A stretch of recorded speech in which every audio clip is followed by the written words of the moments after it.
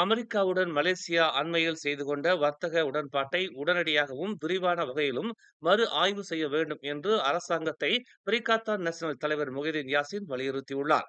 அந்த உடன்பாட்டினால் நாட்டின் இறையாண்மை பாதிப்படையவில்லை என்பதை உறுதிப்படுத்த அத்தகைய மறு ஆய்வு மிக அவசியம் என்று அவர் குறிப்பிட்டுள்ளார். எல்லா நிலைகளிலும் சம்பந்தப்பட்ட அனைத்து தரப்பின் பங்கேற்புடனும் அந்த மறு ஆய்வு நடத்தப்பட வேண்டும் என்று அவர் கூறினார். புதிய காலனித்துவவாதிகளின் லட்சியத்தை பிரதிபலிக்கும் வகையில் அமைந்துள்ள அந்த உடன்பாடு நீண்ட கால அடிப்படையில் மலேசியாவுக்கு பிரச்சனைகளை ஏற்படுத்தும் என்று முன்னாள் பிரதமருமான முகைதீன் நேற்று வெளியிட்டுள்ள ஒரு அறிக்கையில் தெரிவித்துள்ளார்.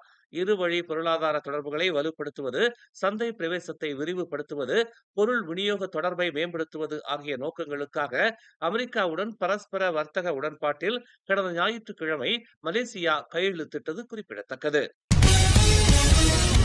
1MDB நிறுவனத்துக்கு சொந்தமான 230 கோடி வெள்ளி லஞ்ச ஊழல் வழக்கில் இருந்து டத்தோஸ்ரீ நஜீப் துன் ரசாக் விடுதலை செய்யப்படுவாரா அல்லது குற்றவாளி என அறிவிக்கப்படுவாரா என்பது டிசம்பர் 26ஆம் தேதி தெரியவரும் என்று தெரிவிக்கப்பட்டுள்ளது. தற்காப்பு வாதத்தின் முடிவில் கோலாலம்பூர் உயர்நீதிமன்றம் தீர்ப்பு நாளை நேற்று நிர்ணயித்தது.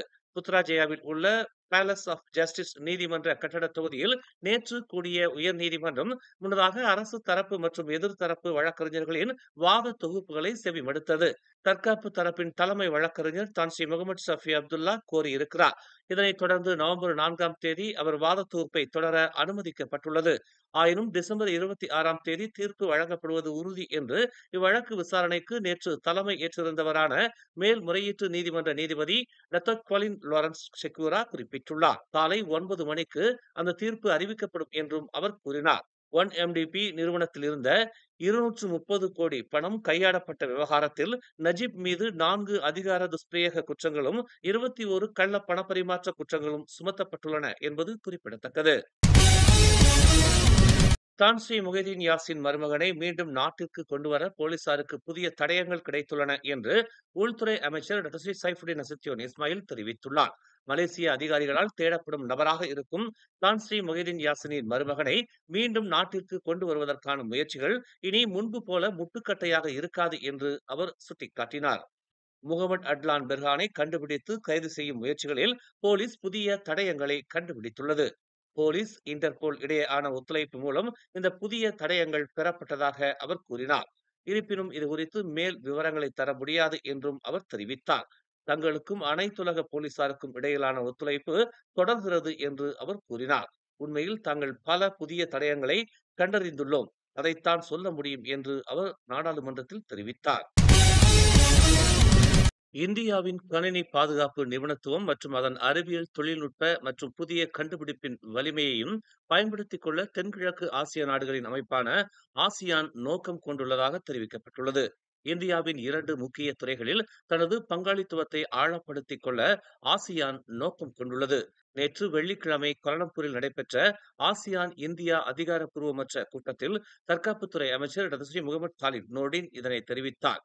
இந்தியா தன்னளவில் ஒரு வல்லரசாக இருப்பதாக ஆசியான் நாடுகள் கருதுவதாகவும், அமெரிக்கா அல்லது சீனா போன்ற வழக்கமான ராணுவ வலிமையால் அது ஆதிக்கம் செலுத்தவில்லை என்றும் கூறிய காலிட், அதற்கு மாறாக இந்தியா அறிவியல் தொழில்நுட்பம் மற்றும் புதிய கண்டுபிடிப்பில் தனது தேர்ச்சியினால் நிபுணத்துவம் செலுத்தி வருகிறது என்று குறிப்பிட்டார். ஆசியானை பொறுத்தவரை இந்தியா அறிவியல் கண்டுபிடிப்பு மற்றும் அறிவின் உலகளாவிய மூளை அஸ்திவாரமாக, அதாவது கருத்துகள் மற்றும் புதிய கண்டுபிடிப்புகளின் வல்லரசாக விளங்கி வருகிறது என்று அவர் சுட்டிக்காட்டினார். ஒரு முன்னணி இலக்கவியல் சக்தியாக இந்தியாவின் நிபுணத்துவம் விளங்குவதோடு அதன் தற்காப்பு கணினி நிறுவனம் மற்றும் வலிமையான தேசிய கணினி அரசாங்கம் கணினி தற்காப்பு பயிற்சிக்கான ஒரு மிகச்சிறந்த அஸ்திவாரத்தை வழங்கி வருகிறது. ஆற்றல் மிக்க அடிப்படை வசதிகளில் பாதுகாப்பிற்கு ஒரு சிறந்த அடித்தளத்தையும் வழங்குகிறது. கூட்டு ஆராய்ச்சி, தொழில்துறை ஒத்துழைப்பு மற்றும் கல்வி பரிமாற்றம் மூலம் ஆசியான் மற்றும் இந்தியா புதுமைகளை ஊக்குவிக்க வேண்டும், ஒன்றை சார்ந்திருக்கும் நிலையை குறைக்க வேண்டும் மற்றும் பிராந்திய பாதுகாப்பு தன்னம்பிக்கையை வலுப்படுத்த வேண்டும் என்று கோலாலம்பூர் மாநாட்டு மையத்தில் நேற்று நடைபெற்ற அக்கூட்டத்திற்கு தலைமை தாங்கிய போது காலித் இதனை தெரிவித்தார். இந்திய அரசாங்கத்தை பிரதிநிதித்து அதன் தற்காப்புத்துறை அமைச்சர் ராஜ்நாத் சிங் இக்கூட்டத்தில் கலந்து கொண்டார். ஸ்லாங்கூர் மாநில ரீதியில் வேலை செய்து வரும் அந்நிய தொழிலாளர்களுக்கு பாதுகாப்பு அம்சங்களுடன் கூடிய தங்கும் இட வசதிகள் ஏற்படுத்தி தரப்படும் என்று மனிதவள மக்கள் நலப் பிரிவின் ஆட்சிக்குழு உறுப்பினர் பப்பராயுடு வீரமான் தெரிவித்துள்ளார். சென்ட்ரலைஸ்டு லேபர் குவார்ட்டர்ஸ் எனும் திட்டத்தில் பூச்சோங் பகுதியில் அந்நிய நாட்டினருக்கு தங்குமிட வீட்டு வசதிகள் ஏற்படுத்தி தரப்படும் என்று அவர் கூறினார். PKNS FM இன்டகிரேட்டட் நிறுவன அலுவலகத்தில் நடைபெற்ற ஒரு கூட்டத்தில் அவர் இதனை தெரிவித்தார். அந்நிய தொழிலாளர்கள் அடிக்கடி எதிர்நோக்கி வரும் ஆரோக்கிய குறைபாடுகள் குறித்து தமது கவனத்திற்கு கொண்டு வரப்பட்டதை தொடர்ந்து மேற்கண்ட திட்டம் விரைவுபடுத்தப்படவிருப்பதாக அவர் கூறினார். சிலாங்கூர் மாநில அரசு மேற்கொள்ளவிருக்கும் இந்த திட்டத்தை கூட்டத்தில் கலந்து கொண்ட அனைவரும் வரவேற்றதாகவும் அவர் தெரிவித்தார். ஸ்ரீகம்பாங்கான் பகுதியில் உள்ள ப்ளூ வாட்டர் ரவுண்டனாவை சுற்றி உள்ள புதரில் கைகால் கட்டப்பட்ட நிலையில் நிர்வாணமாக ஒரு பெண்ணின் சடலம் கடந்த புதன்கிழமை கண்டெடுக்கப்பட்டதாக சேடாங் மாவட்ட போலீஸ் தலைவர் ACP முகமது ஃபாரிட் அமாட் தெரிவித்திருந்தார். இது ஒரு கொலை என்று போலீஸ் அதிகாரிகள் பல கோணங்களில் விசாரணையை தொடங்கியுள்ளனர்.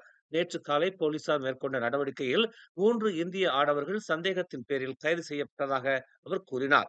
அவ்வாடவர்கள் முன்னாள் காதலன், அந்த பெண்ணின் வளர்ப்பு சகோதரர், மேலும் அடையாளம் தெரியாத நபர் ஒருவர் என்று அவர் கூறினார்.